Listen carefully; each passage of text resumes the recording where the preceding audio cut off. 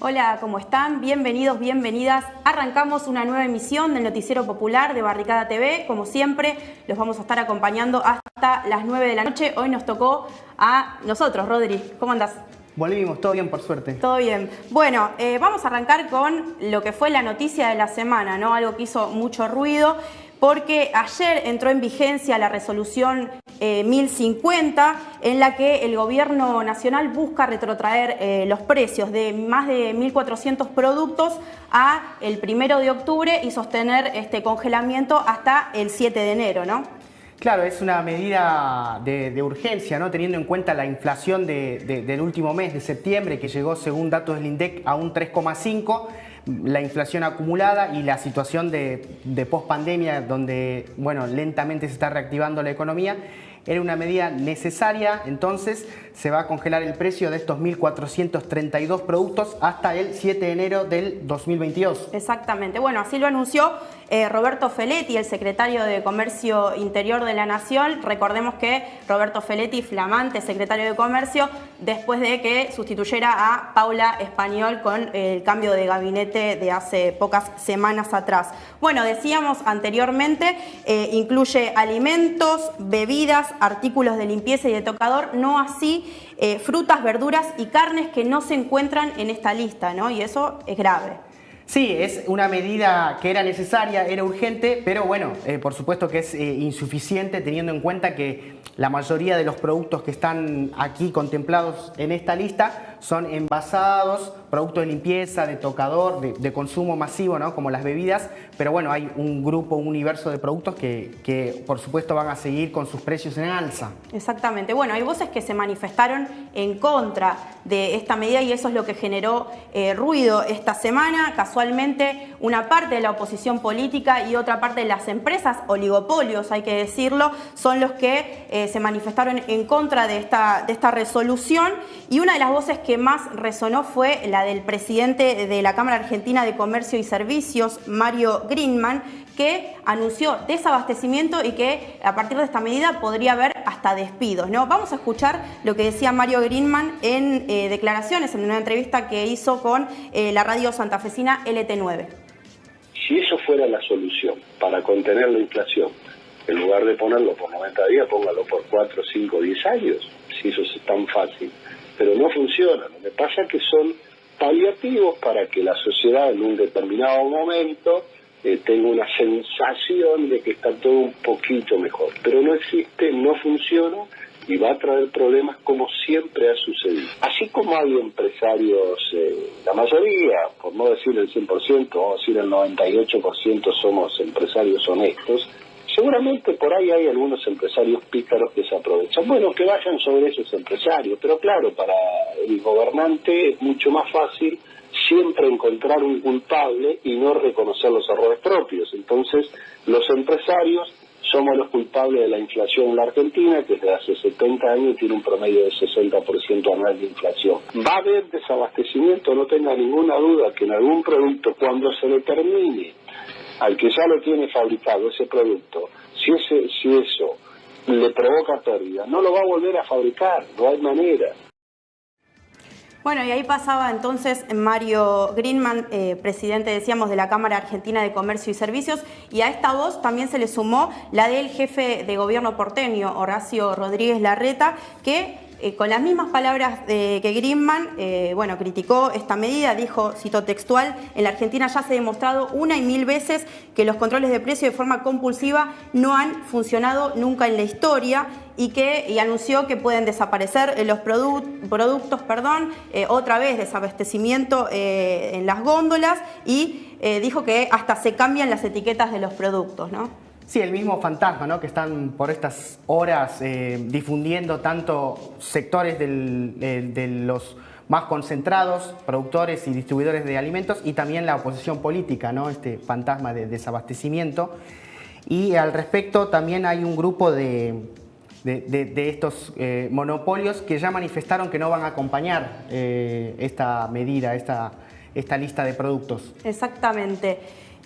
Bueno, hay son las más conocidas las que vamos a mencionar. Arcor, por ejemplo, que ganó en los primeros 6 meses del 2021 5 veces más que el año pasado, en el 2020, 8.806 millones de pesos. También Ledesma, ¿no, Rodri? Claro, sí, la empresa de la familia Blaquier también manifestó que no está de acuerdo en seguir esto.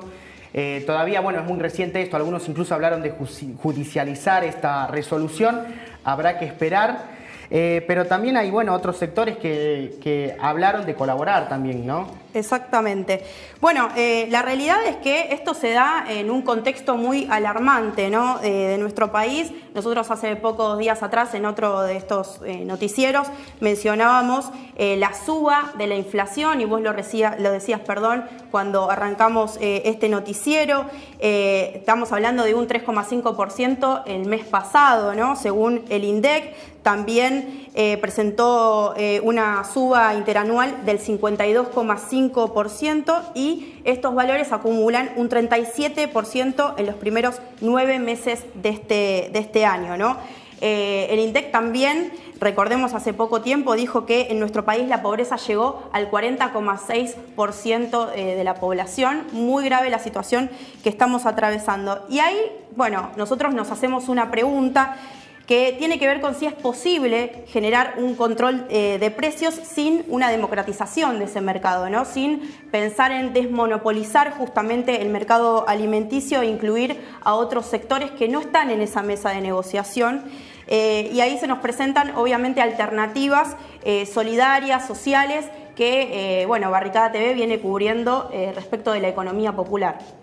Así es, ya hablamos de los sectores concentrados que están en contra, de una parte del empresariado que acompañaría, de la oposición política que por supuesto dice no nombra el fantasma del desabastecimiento que nombrábamos, y también está el sector de la economía popular que acompañó por supuesto durante la pandemia a gran parte de la población, mostrando otras alternativas de comercialización. Y bueno, este va a ser el enfoque que le vamos a dar a esta noticia, ¿no? Por eso cabe destacar que el movimiento de trabajadores excluidos, que también tiene su rama rural, donde se producen y distribuyen alimentos frescos, verduras, frutas y también carne, ¿no? Están incursionando cada vez más en el mercado de las carnes. Queremos saber qué nos pueden decir al respecto de esta novedad. Bien, para eso estamos en comunicación con Florencia Bregú. Ella es integrante de Pueblo a Pueblo y militante justamente del MT Rural. Hola Florencia, ¿cómo estás? Gracias por estar en el Noticiero Popular de Barricada TV. ¿Qué tal? Muy buenas noches. Gracias a ustedes por invitarnos. No la escuchamos a Florencia, ¿eh? A ver si podemos mejorar el audio, chicos. Hola Florencia, ¿nos escuchás? Sí, yo los escucho. Ahora sí, perfectamente. Bueno, bienvenida, muchas gracias por estar con nosotros y nosotras acá hoy. En principio, preguntarte justamente qué opinión tenés de esta medida, de esta resolución del gobierno, y si pensás que es suficiente para controlar los precios. Sí, hoy intercambiamos con algunos compañeros y algunas compañeras sobre esta medida y en principio nos parece bien, digamos, porque es una medida que cuida el bolsillo del pueblo y siempre vamos a estar desde ese lugar apostando y también generando, ¿no?, una postura siempre positiva hacia este tipo de políticas que nos afectan a todos. Lo que sí también nos pone en alarma es esta cuestión de las empresas y esta como este discurso no constante de decir que va a haber desabastecimiento cuando nosotros trabajamos con pequeños y pequeñas productoras que ahí tenemos un conflicto, o sea, hay sobreproducción y lo que no tenemos son canales de comercialización que acerquen esos alimentos a los consumidores a través de alternativas un poco más cortas, ¿no? Y otra cosa que charlábamos es que durante todo de estos años tan duros que venimos atravesando con la pandemia y con esta crisis económica, la pandemia ha demostrado que los movimientos sociales fuimos una barrera de contención muy, muy grande en este cono de crisis sanitaria y nos parece también que si bien la medida es acertada, ¿no?, en este contexto, no sé, o sea, no tenemos, digamos, la o no la inflación, porque creo que también el modelo económico de determinadas políticas en materia no económica, que son ortodoxas, no han funcionado, y eso está muy claro, porque como recién cuando arrancaban el Noti, esta medida se toma en un contexto de mucho conflicto. O sea, estamos mal, y nos parece que está bien parar un poco la pelota,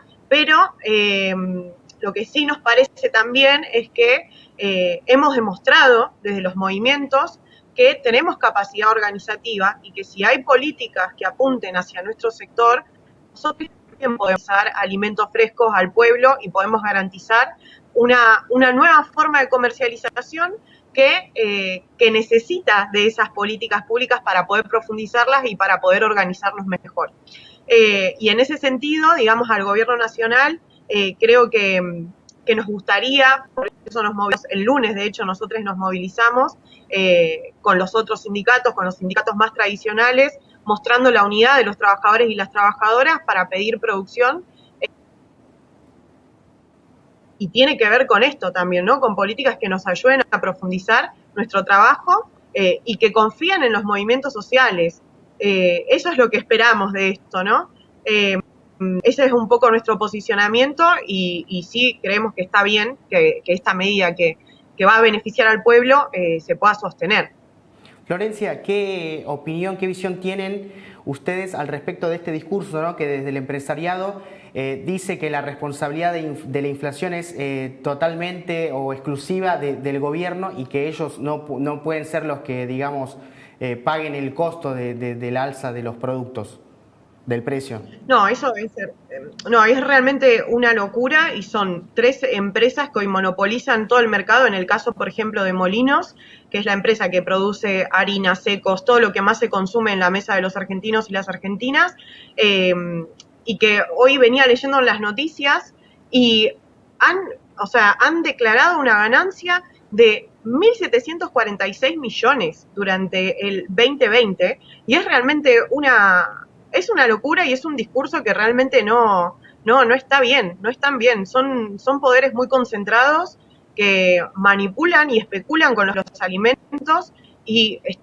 los manipulan para poder generar y triplicar, ¿no? Cuadriplicar sus ganancias y es una falacia decir que esta medida va a provocar desempleo, que esta medida va a dejar sin trabajo a todos los trabajadores. Eso no está bien, no está bien.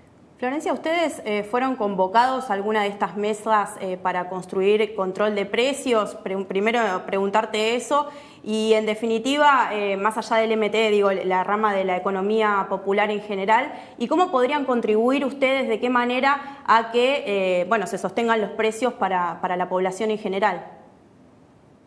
Sí, no, nosotros no fuimos invitados ni invitadas a estas negociaciones y ahí es a donde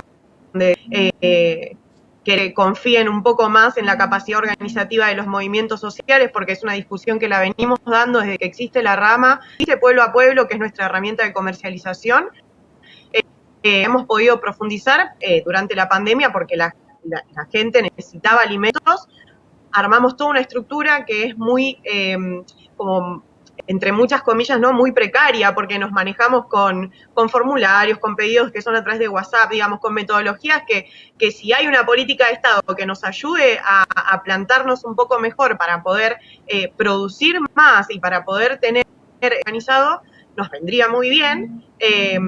Y al margen de esa situación, fue un pueblo, al margen de esta cuestión de la pandemia, ¿no? Que profundizó la crisis económica, pero a nosotros nos fue bien. Y también lo que nos pasa es que hoy leía, por ejemplo, el listado de precios. No hay, como decían recién del noticiero, no hay carne, no hay verduras, sí hay un congelamiento de precios en congelado, ¿no? Y leía que un paquete de espinacas congelado de 250 gramos está en un precio congelado de 247 pesos, cuando en las quintas, a donde se produce esa espinaca, se paga en promedio una jaula que trae entre 10 y 12 paquetes de espinaca, las están pagando a 50 pesos. En estas épocas, a donde la hortaliza se produce a granel y y es lo que más, es la verdura de estación, digamos, que más sale, la espinaca, la selga, todas las hortalizas que son producciones propias de este sector, ¿no? Productivo, del cordón frutihortícola platense. O sea, en ese sentido, nosotros, por ejemplo, no tuvimos un aumento mayor al 30%, que es lo que se considera anualmente en términos inflacionarios. No aumentamos el precio de nuestros alimentos, de lo que comercializamos, a más del 30%. Y en ese sentido creo que nos juega mucho a favor, ¿no? Que haciendo un promedio de todos los precios que están congelados, comparándolos con los que comercializamos nosotros, seguimos teniendo precios más baratos.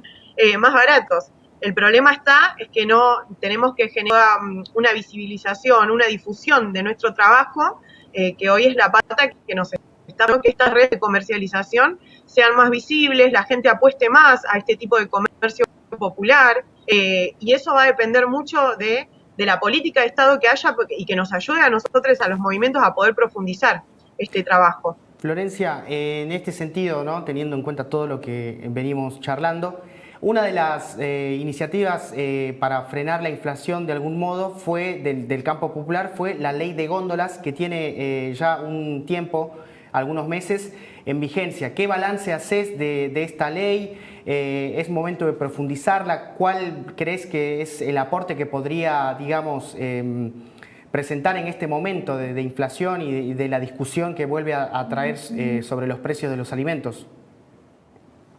Sí, o sea, el balance, la verdad que no nos sentamos a discutir en el fino, digamos, cuáles son las cuestiones negativas y las positivas de la ley, pero sí, está bien. El problema es cómo se regula y cómo regular mercados para que eso se respete, y ahí está el problema. Y también en nuestra cultura de consumo, ¿no?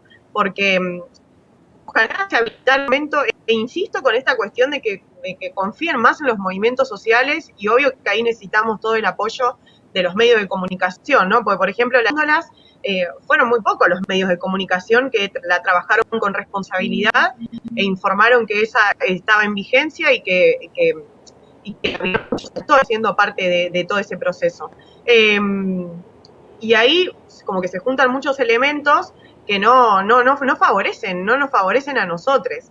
Y hay algunas, digamos, no estamos como en el 2019, porque sí hay un acercamiento como más positivo por parte de algunas medidas del Ministerio de Agricultura, digamos, por la Secretaría de Comercialización, que empiezan a ser actores como más presentes en el desarrollo de nuestras políticas, de las políticas propias del movimiento, para que nos vaya mejor, como hacer, por ejemplo, las propuestas de los mercados bonaerenses, las propuestas vecinales que son más municipales de los mercados vecinos, a donde se están articulando y estamos articulando, ¿no?, esta cuestión de poder acercar los alimentos desde el productor al consumidor sin intermediarios, pero es muy difícil el control y no necesitamos más apoyo, digamos, de todos los elementos que combinan en la sociedad para que esto realmente sea una medida de fuerza y nos podamos imponer y la gente elija consumir alimentos que producen los trabajadores y las trabajadoras de la economía popular.